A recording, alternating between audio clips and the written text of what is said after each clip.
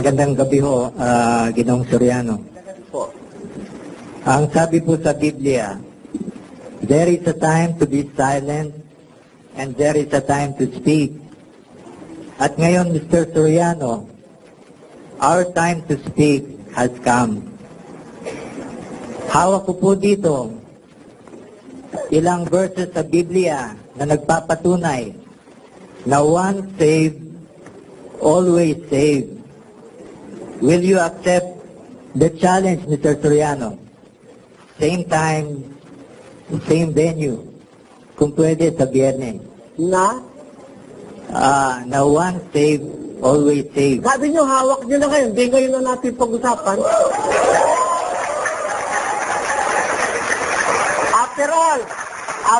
After all, we have all the time. 2 hours pa po ito. I can spend the whole evening with you. It will be pleasing to you. Kung i-cite ko yung verses, Mr. Soriano, baka mabitin lang tayo. Hindi naman ako papayag, Mr. Blanco, na yung buong 4 na oras ko'y ubusin nyo. Because I am not serving only your interest. I'm also serving the interest of the general public. Kaya I'm giving you the last 2 hours of this show now. Pero sabihin nyo, Biyernes, tapos kukonsume nyo mahigit pa sa 2 hours, I cannot give you that. That will be too much. Ngayon Na 4 na oras ubusin nyo sa inyo. Hindi ho tama yun.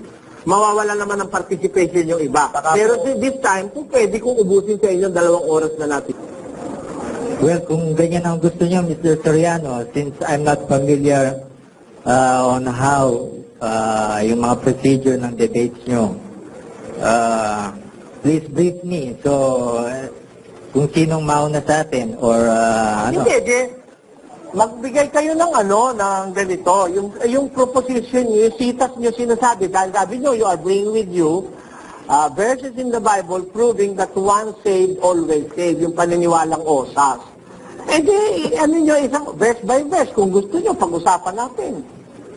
Hindi naman mahirap yun eh. Hindi naman tayo magdidiskusyon ng formal na diskusyon, kundi para sharing ito, sharing. Ganun. Kasi, Mr. Soriano, patawarin niyo ako kung magsalita ako ng masakit because masasakit din yung sinalita niyo last week. So, Kanino? Last week? Last Tuesday. Kanino masakit sinalita?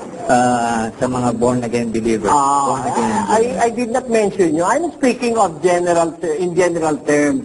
Kaya, hindi kayo espesipikado sinasabi ko. Actually, I do not know you. Mr. Soriano, kasama na po ako ron. Ay, nasa sa inyo yun. Kung isinasama niyo yung sarili niyo. Dahil yung sinasabi ko, if you think it is libelous o masakit, pwede niyo ako ihabla. Pero ako, nasasabi ko, general ang aking pagsasalita. I'm not speaking to any particular group. I am speaking to all the viewers of this television show. Kaya, umpisahan na natin. Sayang ang oras eh. Umpisahan na natin yung mga verses. Bueno, Mr. Soriano,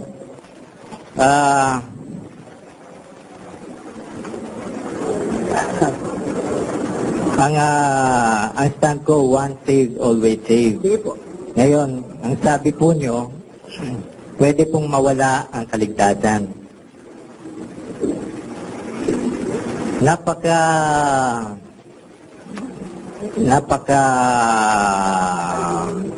Napakahirap na i-accept yung Mr. Soriano. Kasi parang ang sinasabi nyo, na walang kakwenta-kwentang pastol ang ating Panginoon. Kayo ho may sabi doon, hindi ako. Dahil ang sabi po nyo, pwedeng mawala ang ating kaligtasan.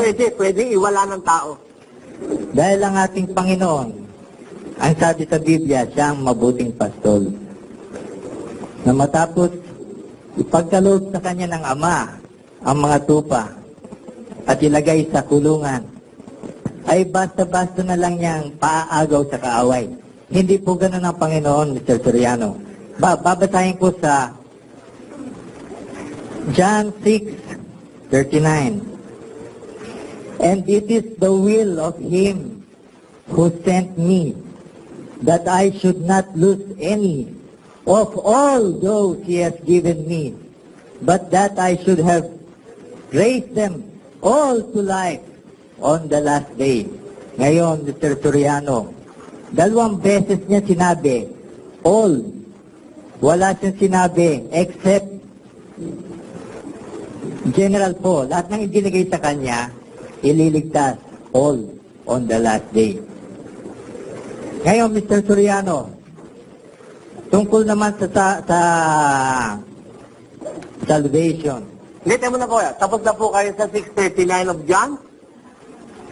Hindi ko nga po alam ang procedure, paano Hindi, siyempre, papaliwanag nyo related to your stand. You are using that verse to prove your stand that your proposition is once saved, always saved. And I'm speaking to all the believers of this particular doctrine of the Baptist and some born-again Christian groups na sinasabi, na sabi nila, once you have attained salvation, you are always saved kahit ano pa mangyari. Using that verse, pinapaliwanag nyo na ibig sabihin parang pagka si Kristo ang may hawak ng mga tupa, wala nang mapapahama kahit isa. Hindi ba? Sabi nyo gano'n? Hindi ba gano'n na ibigay sa utak? Siyang ating mabuting pastor. Wala naman po tayong usapan doon. Talagang pag hinawakan ni Kristo tupa, walang mapapahama kahit isa. Walang pwedeng mang-agaw kahit isa. Gusto nyo, patutunayan ko, dadagdagan ko pa ng talata, 10:28 of the book of John.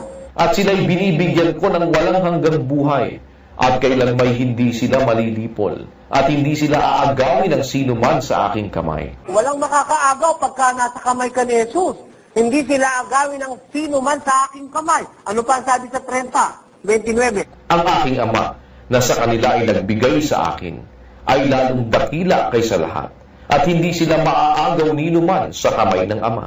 That's logical because He is the all-powerful God. Pagka nasa kamay ka ba ng Diyos, pwede ka bang agawin ng kahit na sino? Wala. Pero, ang hindi nyo naiintindihan, kahit hindi ka pwedeng agawin ng kahit na sino, ikaw mismo pwede kang tumalikod sa Diyos. Ikaw. Hindi ka inaagaw. By your own free will, pwede kang tumalikod sa Diyos.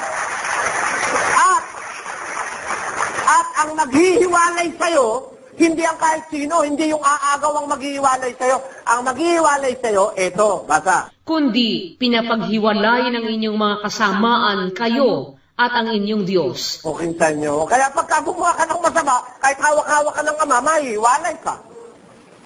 Para sabihin mo, pag hawak ka ng Ama, you are always saved. Maraming hawak ang Ama, binitawan ng Ama dahil nagwawala O diba? Dahil meron tayong free will. Binigyan tayo ng Diyos pumili para sa ating sarili. If it is your decision to part with the Father, hindi ka pwedeng pigilin ng Ama. Totoo, walang nakakaagaw sa'yo. No power on the heavens, in the heavens and in the earth na pwedeng umagaw sa'yo. Pero pag ikaw na mismo, gagawa ng kasamaan, mahihiwalay ka dun sa Diyos. Yun po sinasabi ng Diyos.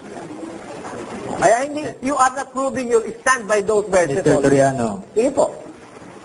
people who believe on this logic, sabihin na, Mr. Soriano, o sana kayo masasaktan. Sige po.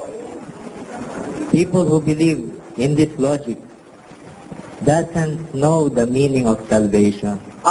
Hindi ako masasaktan doon because I know the meaning of salvation. And I do not believe on that logic. It is not a logic. It is a biblical principle stated in the Bible. It's not a logic after all. Logic ba yun? Sinabi ng Biblia, walang makakaagaw sa'yo sa kamay ng Ama. Pero, pag ikaw mismo ang lalayas, hindi ka pwedeng pigilin ng Ama. Hindi logic yun.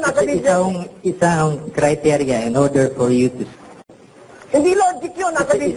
Isang criteria in order for you to be saved.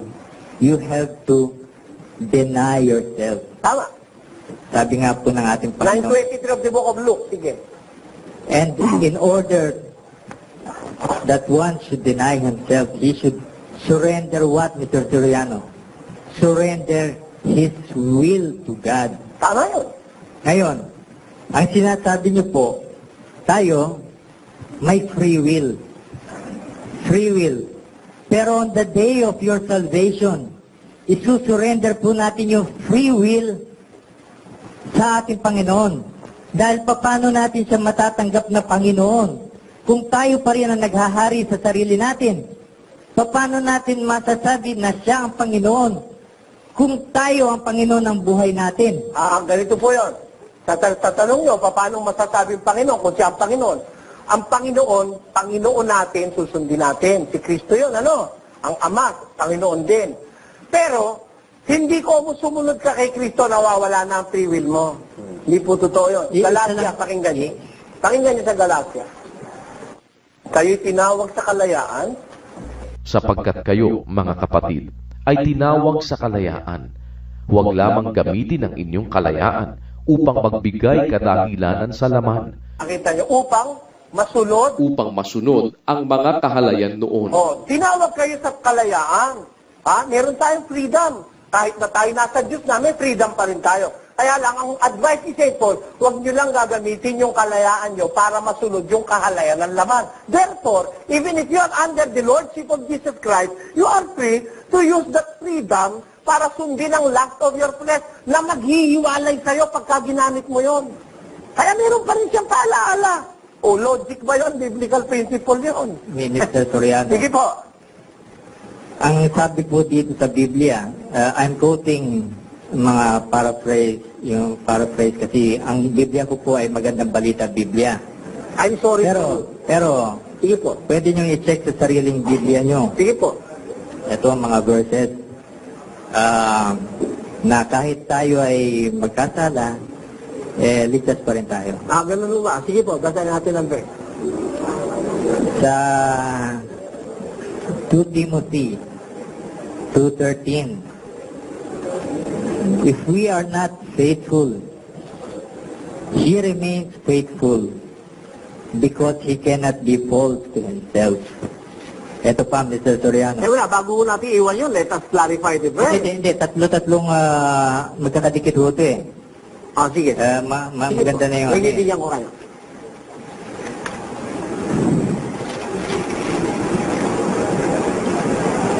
Sa 1 Corinthians 3:15, but if anyone's work is burned up, kunwari yung mga ginawa niya sa lupa ay puro palpak, then he will lose it, but he himself will be saved.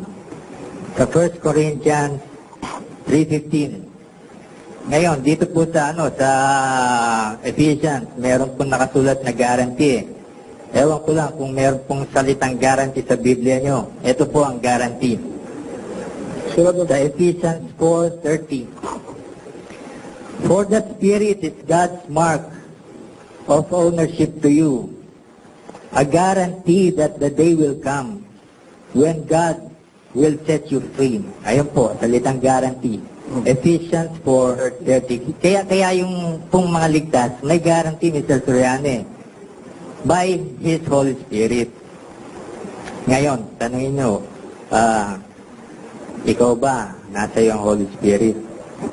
Hindi ko kayo tatanungin. I want to clarify the verses that you use because you are using them in vain. You are misguided, you are misled. I don't know what spirit is guiding you, but certainly, I am sure that you are misguided by that spirit that is guiding you. Pakinggan nyo, you cited 2 Timothy chapter 2 verse 13. You use chapter 2 verse 13. Let us read it in the No, Mr. Soriano. Isa-isayin natin. 2 Timothy. Nga, basahin natin yung binasa niya. Kung tayo'y hindi mga tapat, siya'y nananatiling tapat sapagkat hindi makapagkakaila sa kanyang sarili. Kung tayo ang wika hindi mga tapat, siya nananatili siyang tapat. Ano ibig sabihin? Kahit magkasala ka, ligtas ka pa rin. Itaas mo sa 12. Kung tayo'y magtiis, ay magaghahari naman tayong kasama niya. Kung ating ikaila siya, ay ikakaila naman niya tayo. Kita nyo, nagbabasa kayo, hindi nyo binabasa ang buo eh.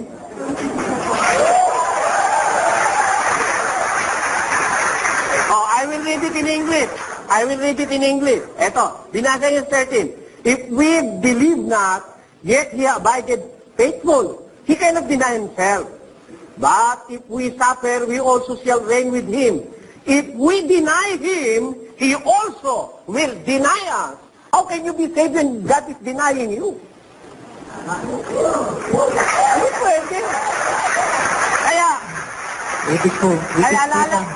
ibig po bang sabihin na si San Pedro, i-deny din ng ating Panginoon? Ibang denial yon. That is out of circumstances, by force of circumstances yon. Hindi sinasadya ni Pedro yon. He's being forced by circumstances to temporarily denied Jesus Christ. But after that, he continued on professing that his Lord is Jesus Christ until his death. Kaya yung temporal yun. Yung sinasabi nitong deny, you deny your God by your works. 2 Timothy Titus chapter 1 verse 16. Sila'y nangagpapanggap na nakikilala nila ang Diyos, ngunit ikinakaila sa pamamagitan ng kanilang mga gawa. They pretend that they know God but deny God by their works. Ayun ang sabi ng Biblia. Kaya if you deny Him, He will also deny us. Sabi, how can you be said that you are being denied by God? Ayun. Ngayon, ginamit nyo pa rin yung isang talata. 3:15. Basahin natin. Kung ang gawa ng sino man ay masunog, ay malulugi siya, ngunit siya sa kanyang sarili ay maliligtas. Gayon may tulad sa pamamagitan ng apoy. Ang sabi niya, ang paliwanag niyo rito, kahit gumawa ka ng kapalpakan, lugi ka lang. Pero hindi ka masusunog yung gawa mo, pero ikaw maliligtas ka.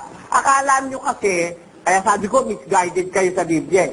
Itong gawang ito, hindi gawang action ito, kundi ito gawa na tao. Sabi ni San Pablo, ito ang saligan, bato. 3:11 nag-umpisa yan, kaya 3:15 yan. Ang maglalagay dito ng mga isinasalig, maaaring may maglagay ng dayami, maaaring kahoy, mga bato, ginto, pilak. Ang gawa ng bawat isa, mahayag, sapagkat ang mga araw ang magsasaysay. Di ba ganun na to? Sapagkat susubukin sa pamamagitan ng apoy. Ayan. Yun ang mga gawa, yung ibinabaw dun sa ibabaw ng batong saligan. Ano ba yung gawa na yun? Sabi ni Paul dito, hindi baga ako'y malaya, hindi baga ako'y apostol, hindi baga kayo'y gawa ko sa Panginoon. Ang tinutukoy niyang gawa rito, yung mga taong sumampalataya, ibinabaw niya kay Kristo sa ibabaw ng saligang bato. Meron tao, parang tuyong dayami. Pag binabaw mo nga kay Kristo, parang tuyong dayami naman. Pagdating ng pagsubok ng apoy, sunog agad siya, wala na. Meron namang kahoy, nasusunog din. Pero merong pilak at saka ginto, na habang sinusunog mo ng sinusunog, lalo namang napupuro. Yun ang nasa 13 ng Sakaryas. Na ang tao, sinusubok sa pamamagitan ng apoy. Yung gawa na tinutukoy, gawa ng mga apostol, mga tao yon. Sabi kasi ni Kristo, gumawa kayo ng mga alagad. Pag yung ginawa mong alagad, hindi nagtapat, siyang masusunog sa impyerno. Pero ikaw na gumawa, maliligtas ka dahil ikaw talagang gumawa ng tapat. Ito sinasabi ron na sinasabing gawa. Kaya sabi ko sa inyo, Mr. Blanco, you are misguided by that spirit. Ito ba tayo Tertuliano? Yung Epeso pa. Pero pa kayo sinabi sa Epeso, pakinggan. At huwag ninyong pighatiin ang Espiritu Santo ng Diyos, na sa Kanya kayo'y tinatakan hanggang sa kaarawan ng pagkatubos. I will read it in English. Chapter 4, verse 30 of the book of Ephesians. Pakinggan nyo ang sinasabi dito. You are being denied by the very verse that you are using. 4:30 ng Efeso. And grieve not the Holy Spirit of God, whereby ye are sealed into the day of redemption. Tanyo, grieve not. Huwag mong talungkutin, huwag mong pighatiin ang Espiritu Santo ng Diyos. Bakit? Iiwanan ka niya pagka pinighati mo yan. Kaya yan nga nagpapatunay that on my proposition na hindi totoo yung one saved, always saved. Because if you are going to continually grieve the Holy Spirit na sa Kanya'y tinatakan kayo, hindi ka matutubos. Bakit? Hindi ka maliligtas. Hindi ka tutubusin. Dinigrieve mo siya, pinakalungkot mo siya. Marami yung ikinakalungkot ang Espiritu Santo Itaas mo kung ano yung ikinakalungkot. Ang mga kadaldala. Anumang salitang mahalay ay huwag lumabas sa inyong bibig, kundi ang mabuting ikatitibay ayon sa pangangailangan, upang makinabang ng biyaya ang mga nagsisipakinig. At huwag ninyong pighatiin ang Espiritu Santo ng Diyos, na sa Kanya kayo'y tinatakan hanggang sa kaarawan ng pagkatubos. Ano wag mong gagawin? Ang lahat ng kapaitan at kagalitan at pagkakaalit at kadaldalan at panglilipa ay mga alis nawa sa inyo, pati ng lahat ng masasamang akala. Meron kanyang kung ano-anong mga masama na yan, mapipigati ang Espiritu Santo. Lalayas yan. Pakinggan nyo kung bakit lalayas. 51. Likhaan mo ako ng isang malinis na puso, O Diyos, at magbago ka ng isang matuwid na espiritu sa loob ko. Huwag mo akong paalisin sa iyong harapan, at huwag mong bawiin ang iyong santong espiritu sa akin. Pwede bang bawiin? Kaya nananalangin si David, Panginoon, wag mong babawiin yung santong espiritu mo sa akin. Because, kung pwedeng mabawi yun, mawala, kasi maiwawala mo yung kabutihan pagka hindi ka nag-ingat eh. Kaya ako, I stand firm on that biblical principle na kailangan tayo mag-ingat, magtiis, magparaya, kailangan tayo magmalinis ng konsyensya kasi pag pinighati mo ang Espiritu Santo, lalayasan ka niya. Tatakwil ka niya.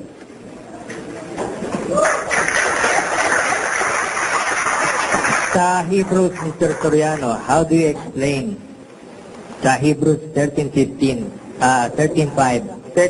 Hebrews 13:5. ang sabi po dito, I will never leave you nor forsake you. Wala po ditong if, wala rin po ditong expiration date. Hindi gaya nung binigay niya kay sa mga apostol, Mateo 28:20. I shall be with you until the end of the age. Tama po yun. Meron ng expiration. Pero dito, Mr. Soriano, Hebrews 13:15, wala pong expiration date at wala rin pong kondisyones. Basahin po natin. Hindi po, Mr. Soriano. Kung susundin niyo yung logic po nito, at sasabihin natin na hindi tayo iiwan ng Diyos. At mawawala po sa atin yung kaligtasan, mapupunta tayo sa impyerno. Ibig nyo ba sabihin, kakalad ka rin natin pati ang Panginoon sa impyerno? Dahil malinaw po dito, Mr. Soriano, I will never leave you, nor forsake you. Wala pong if, wala pong expiration. Hindi po kagaya ng binigay sa apostol. Tapos na po kayo. Ito po. Tama po yung verse na sinasabi nyo. It is a promise of the Almighty God, I will never leave you, nor will I forsake you. But, remember, no, even if God doesn't want to leave you, you can leave Him. Mr. Soriano, Ay, sandali lang po, di pa ako tapos. ito lang ibig po sabihin niya. Pinatapos ko kayo kanina, pabayaan nyo ako muna matapos. Tama yung talata, hindi kita pababayaan, hindi kita iiwan. Pero ang tao, kahit ayaw kang iwan ng Diyos, pwede mo naman siyang iwanan. Ang katunayan, basa, 28. Pasabihin yung walang sabi niya, wala raw expiration, na-expire yun. 28:9. At ikaw, Salomon na aking anak, kilalanin mo ang Diyos ng iyong ama, at paglingkuran mo siya ng sakdal na puso at ng kusang pag-iisip. Sapagkat sinasaliksik ng Panginoon ang lahat na puso, at naaalaman ang lahat na akala ng pag-iisip. Kung iyong hanapin siya, ay masusumpungan siya sa iyo. O yun, nasa sayo siya, hindi kanya iiwan. Kung naglilingkod ka ng sakdal na puso, hanapin mo siya, nasa iyo, hindi kanya iiwan eh. Eh ano nasabi? Ngunit, kung pabayaan mo siya, kanyang itatakwil ka magpakailanman. May expiration ba wala? Meron. Hindi nyo lang pinatalik. Na-expire yun. Sabi niya, I will be with you always, I will not forsake thee. But if you will be the first one to forsake Him, He will reject you. He will, itatakwil ka niya, magpakailanman. Wala nang bawian yun. Kaya, huwag niyong papangasan, sabihin niyo, wala expiration, no? Sasaliksikin mo lang, andyan sagot eh. Mr. Soriano, Sige po. i-distinguish ko muna ang tupa sa kambing. Sige po. Sige po. Sa John 6:17, ito pertaining kay Judas. Dahil mahilig niyong i-quote na si Judas, isa pong alagad, nagsisi na, ba't nawala niya sa kanyang kaligtasan. Sa John 6:17, nakalagay po dito, I chose the 12 of you, didn't I? Yet one of you is a devil. Sa makatuwid po, sa symbolic terms, ang demonyo po ay kambing. Kasi may panalangin po ang Panginoon, Mr. Soriano. At alam natin na lahat ng panalangin ni Kristo ay dinidinig ng Ama. At ito ang panalangin niya sa John 17:9. I pray for them.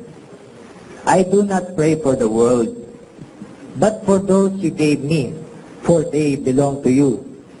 Isa pong panalangin, kasi mahaba po itong panalangin ng Panginoong Jesus. Isa pong panalangin ni Jesus diyan, I protect them from the evil one. Hindi po ibig sabihin niyan ay physically, dahil marami pong Kristiyanong ipinapatay sa mga leon. Ang ibig pong sabihin diyan, keep them safe from the evil one spiritually. Ngayon, kung mawawala po ang ating kaligtasan, ibig sabihin po ay inisnab ng ating Diyos Ama ang panalangin ni Jesus. Dahil maliwanag po sa panalangin ni Jesus, to keep them safe from the evil one. Kung wala pong demonyo tutukso sa atin, at kung wala pong demonyo gagalaw sa atin, di siyempre, Mr. Soriano, wala pong magkukuha sa akin o mga akit na gumawa ng kasalanan. Dahil sa Philippians 1:6, sabi po dito, He who began a good work in you will be faithful to complete it. Hindi niya po ito i-abort. Maliwanag po yan sa Philippians 1:6. At ito lang, Mr. Soriano, ang pinakamahabang verse, actually verses, Romans 8:33 to 39. Kung papayagin, Sige po. Tuloy na. Napakahaba. Who will accuse God's chosen people? God Himself declares them not guilty. Who then will condemn them? Not Christ, Jesus who died, or rather who was raised to life, and is at the right side of God, pleading with Him for us. Kaya kahit na magkasala po tayo, nandun yung salitang pleading. Who then can separate us from the love of Christ? Can trouble do it? Or hardship? Or persecution? Or hunger? Or poverty? Or danger or death, as the Scripture says? For your sake, we are in danger of death at all times. We are treated like sheep that are going to be slaughtered. No! In all these things, we have complete victory. We have complete victory through Him who loves us. For I am certain that nothing can separate us from His love, neither death nor life, neither angels nor other heavenly rulers or powers, neither the present, at Mr. Soriano, pakinggan yung mabuti, nor the future. Kasi lagi niyo po sinasabi, sa ngayon, siya ko, ligtas ako. Pero sa future, ewan ko. Kaya, Mr. Soriano, kung hindi kayo sigurado sa kaligtasan niyo in the future, ano po ang tinuturo niyo dito sa mga taong to?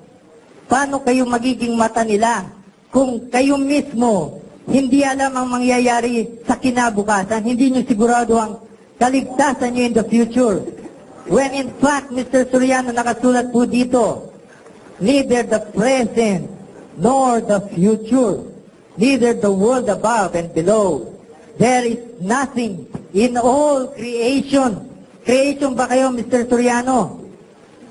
That will be able to separate us from God's love. Ngayon, kung magkakasala tayo, isa lang ibig sabihin, no, Mr. Soriano, you were not saved in the first place. Tapos na kayo. Babasahin natin uli yung binasa nyo. Ako naniniwala kasi na hindi lahat ng nagbabasa ng Biblia naiintindihan yung binabasa niya. Yan nyo, sabi mo kanina, parang nakaka-insulto ka pa, pakinggan mo, Mr. Soriano. Ando to, gusto mo, babasahin ko yan, walang Biblia. Gusto mo? Papakita ko sa'yo, ha? Sa 8:35 na binasa mo, sundan nyo kung nasa Biblia nyo. Sino ang maghihiwalay sa atin sa pag-ibig ni Kristo? Pakibasa nga. Sino ang makapaghihiwalay sa atin sa pag-ibig ni Kristo? Tama o hindi? Ano yung maghihiwalay? Meron ba pwedeng maghiwalay?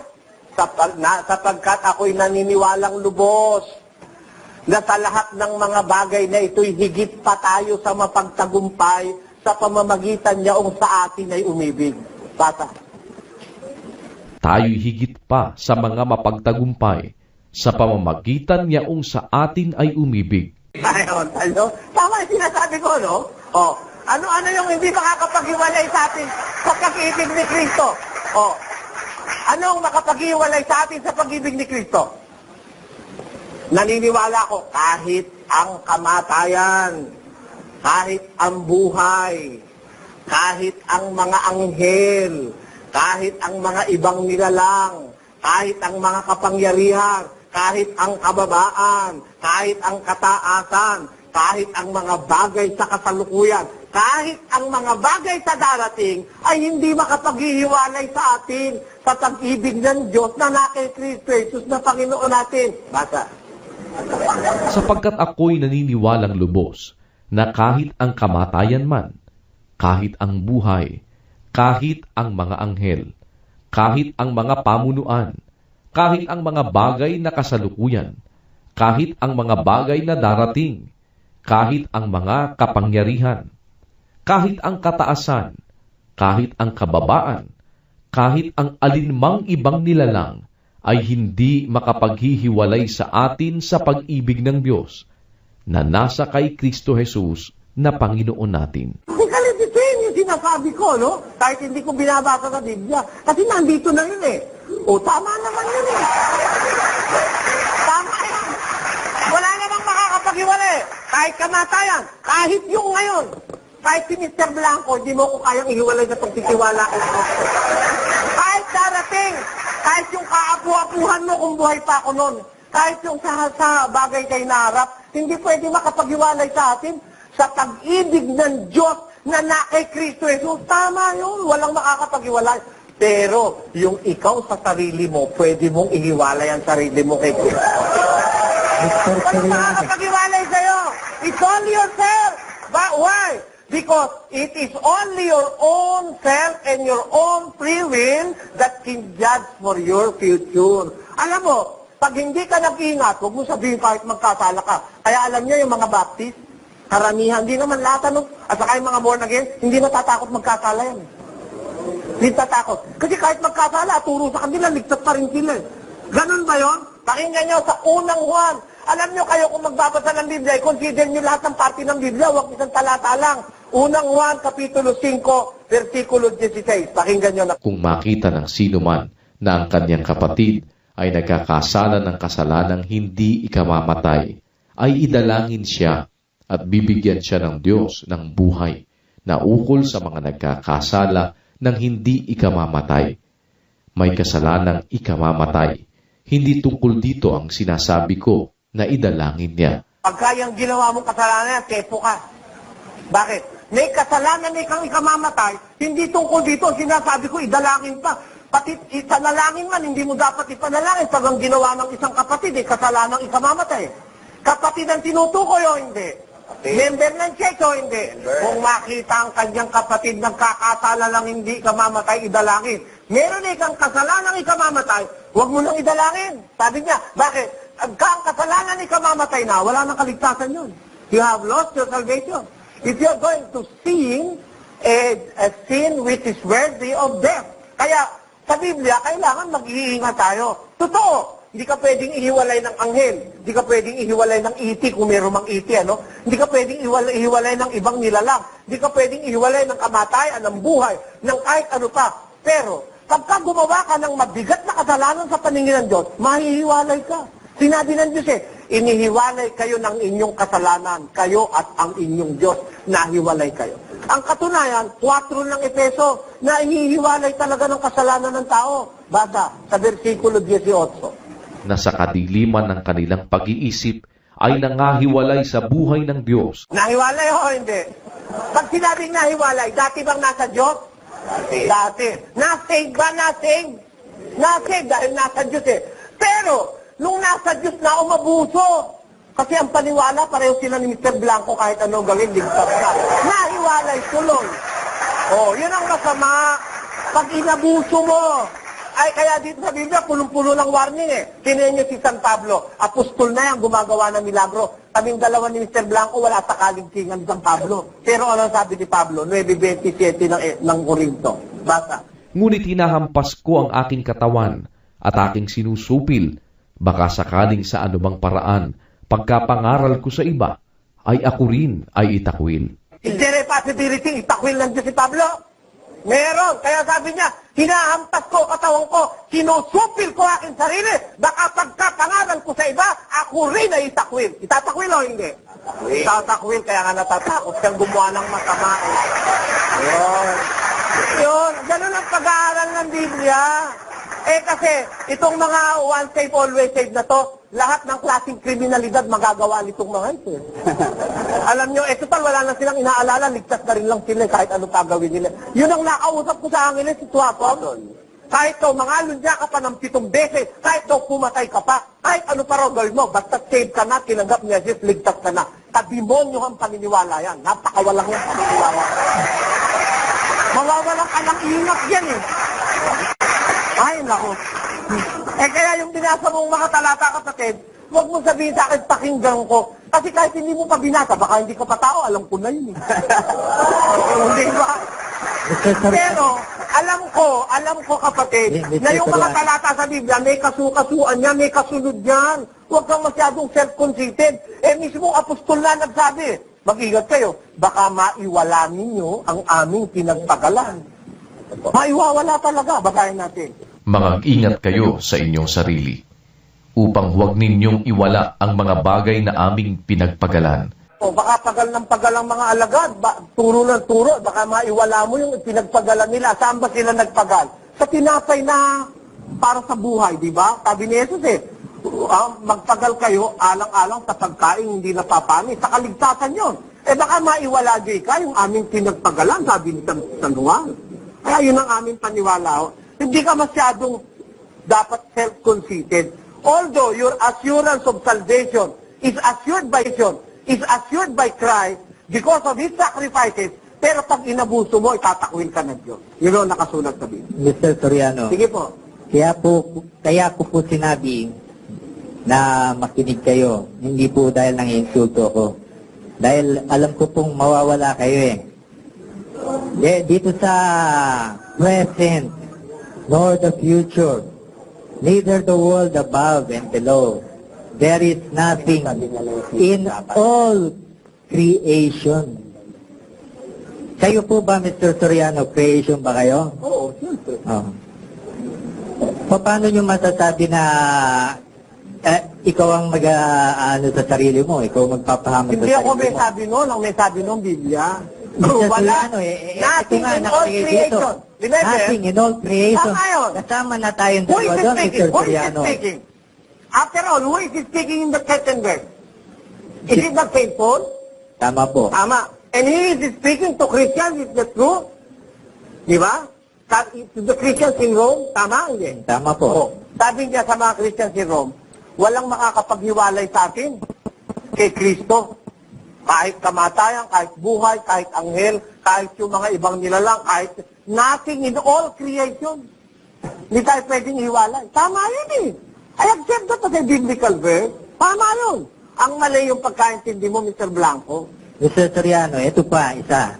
Tama yun na walang makakapaghiwalay sa'yo. Pero ikaw mismo, by your own free will, pwede kang mahiwalay sa Diyos. Ito pang isa, Mr. Soriano, yung salitang bleeding. Who was raised to life and is at the right side of God bleeding. Remember, Mr. Soriano, nung nagkasala si Judas, hindi nag-plead si Jesus. Why? Because he is not a sheep. Dahil nga kambing po siya eh. Sabi nga po dun sa Biblia, devil. Ngayon, tungkol naman kay Pedro, ganito ang sinabi niya kay Pedro. Wala po rito kaya i-quote ko na lang. Simon, Simon, yung demonyo sa impyerno, gusto kang agawin to sift you like wheat. Pero nanalangin ako sa iyo, Pedro, na tumibay ang iyong pananampalataya.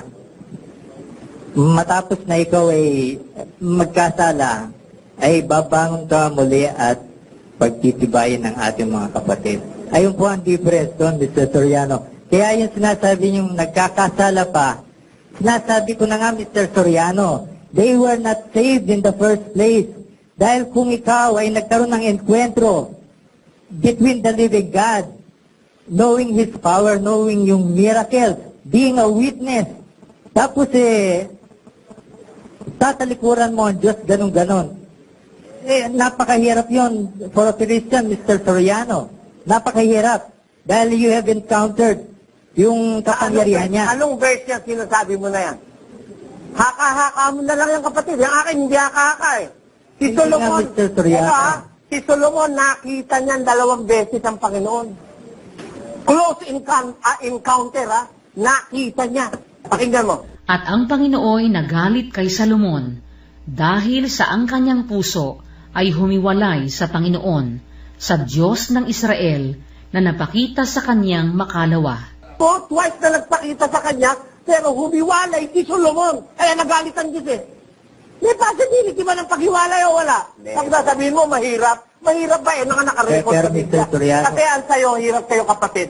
Yung iyo, ano lang yun? Ano yun? Ligtas po si Your own Solomon, Mr. thinking mo Soriano. lang, yung own thinking lang wala sa Biblia. Naligtas po si Solomon. Ano po? Naligtas po si Solomon. Saan sa Biblia naligtas niya? Wala po rito sa... Saan nga sa Biblia? Saan verse? Mapapahiya ka diyan kapatid pag sinabi mo naligtas sa Solomon, nagalit nga ang Diyos kay Solomon, humiwalay ka. Doon po sa Queen of Sheba. Dahil kinusto ni Jesus yung... basahin ko sa'yo, babasahin ko. Baka ko ito yung sinasabi mo. Sa Queen of Sheba sa Matthew. Tignan natin kung naligtas niya si Solomon. Magbabangon sa paghuhukom ang reyna ng timugan na kasama ng lahing ito, at ito'y hahatulan, sapagkat siya'y nanggaling sa mga wakas ng lupa upang pakinggan ang karunungan ni Salomon. At narito, dito'y may isang lalong dakila kaysa kay Solomon. Kita mo, maligtas ba si Solomon dyan? Mr. Soriano, sino ang pinakinggan ng Queen of Sheba? Si Solomon. Kung nagkasala si Solomon, Mr. Soriano, at pinakinggan ng Queen of Sheba, anong logic yun, Mr. Soriano? Bakit? Nung pakinggan pa ng Queen of Sheba, nagkasala na si Solomon? Hindi pa noon, nakala mo. Alam mo kung kailan siya nagkasala? Asa? Kay hirap sa'yo. Masyado kang pangahas Magtanong ka muna kay Soriano, matututunan.